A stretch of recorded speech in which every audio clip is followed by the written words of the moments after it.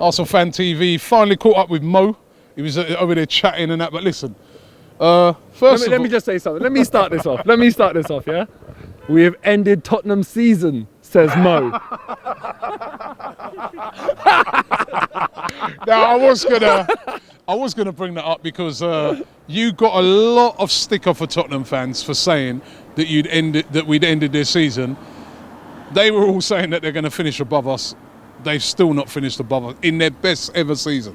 Back in the day when the first guy came out and said, listen, the world is not flat, he got a lot of stick as well.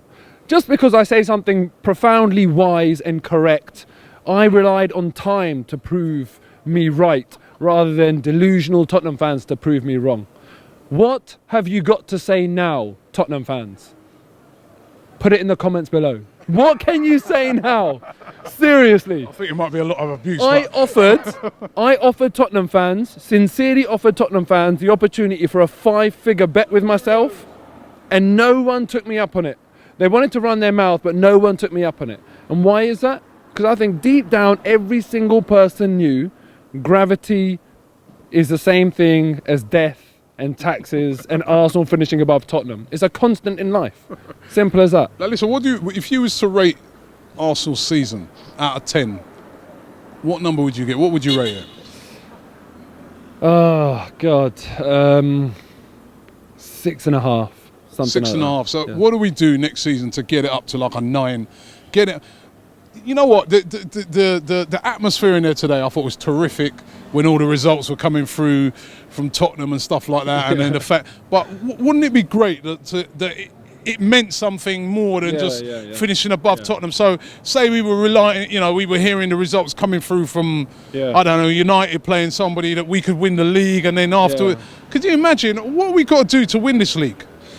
Well, I don't think we should be asking us what can we possibly do to win it, because we haven't even done the basics to try and win it. Do you know what I mean? I've always said money in the bank, gaps in the squad, they shouldn't coexist. That's just an absolute basic. So until we do the basics and go and get, a world-class striker or as best striker as we can possibly get with our resources, we don't even have to be asking those sort of questions. We know what we need to do, and I don't think we need to labour over that point and again and again. Will Arsene Wenger do it? As I said to you, I have no faith that it will happen. You never ever know with this club what they're going to do. So should he have walked in? If he's not going to do that, because you know what, there's fans here and that's what they want. That's what every fan wants here. They want to win the league next season, or they want to challenge for the league. Now, if you're saying that you've got no faith in him doing that, not just him, the whole club, the whole setup of the club, the whole club, the whole setup. Does that then mean that they need him? Or the board, they need to walk? Something needs to change, and we've always said this, because the way I see it, look, if at work, and whoever's watching this, imagine yourself in this position, like try and relate this to yourself. If your manager at work says to you, listen, this is what I expect of you, and you can work harder, you can work longer, you can take more effort, you can stress yourself out more, you can take more responsibility and deliver even more, but there's no added benefit to you to do that, there's only an added risk to you to do that, would you do it?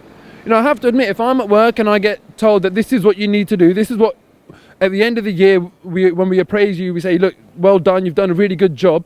I'm not going to go and do a hell of a lot more than that and put myself at risk of failing at anything. And that's what Arsene Wenger's doing, and that's what any other manager will come in and do. Unless the board say to you what we expect is the league, and if not, there's consequences, why would you say, okay, let me go and upset things and rock the boat by doing something else? Okay, so then there's... Right, so... It's a culture. Right, he's not going to be under pressure, you feel, from the board, because they appraise him, top 4, they're happy. He's going to be under serious pressure next season from the fans. Now, they're appraising him different. You heard the appraisals today. Most people, great that we finish above Tottenham, but it's still not good enough. And I think he's heard that message loud and clear from the fans this season, that, you know what, we don't care about 4th place. We don't care about Champions League, just getting in that. What we want is we want to see this team challenging to win the league, and we want to see you spend some money. Do you think it's got through to him and that he will change in that aspect in the summer? I have absolutely no faith that it has got through to him and that he will change in summer. And I think Arsenal fans need to stop being naive enough to think that anything will change. What evidence is there, if I was to put it back on you, what evidence is there from inside the club that any change is on the horizon? I suppose the only thing you could say is that he has come out recently and has admitted to some of the errors that he's made, which is something that he never normally does. So I've seen a slight change, not a big, slight change there. And also, do you think that translates in? Does that for you translate into enough confidence to say that we're going to do anything about it? We're going to have a significant change, a shift from the way we go about doing things. The way I see it, the club know what needs to be done. We all know what needs to be done. That's one thing. The other thing is, will they actually go and do it? And with that, I have no hope. I've got no expectations, and I think, it only seeks to wind fans up when they think that Arsenal will follow a logical path, because we won't follow a logical path. Either we'll go and sign a player with a broken back, or we'll go and sign Mesut Ozil. It's no telling what this club will do. We are the most erratic, irrational club on the planet in that respect. So, in a way, today, let's just summarise this by saying, poor season, great day, because we could talk about change and all of this, but let's just forget about that. Let's just take the mick out of Tottenham today. It's not an achievement, don't get me wrong, there's nothing to celebrate, but today when all of us woke up, there were only two ways it was going to go. Either we finish above Tottenham or we finish below Tottenham. If you want to talk about the whole season, we could have achieved a hell of a lot more. If you want to talk about today, we couldn't have done any more than what we did today. Today is as good as it could have been. So let's enjoy today, knowing that it does not constitute a good season. Unfortunately, the history books will never fully capture what this season really was like. They'll show that we finished second, and you'll have Chris, my good mate Chris, I'm not slating him, he's standing right there. You'll have him telling us that this is a positive thing, it shows progress. Doesn't show progress. It doesn't show progress. Finishing second does not show progress, because I've seen it with my own eyes, week in, week out. What happens on the pitch, it does not look like progress to me. I think, next season we could easily slip back. To make true progress, we need to have a strong summer. And let's hope that Arsenal go and do that, because the club deserves it.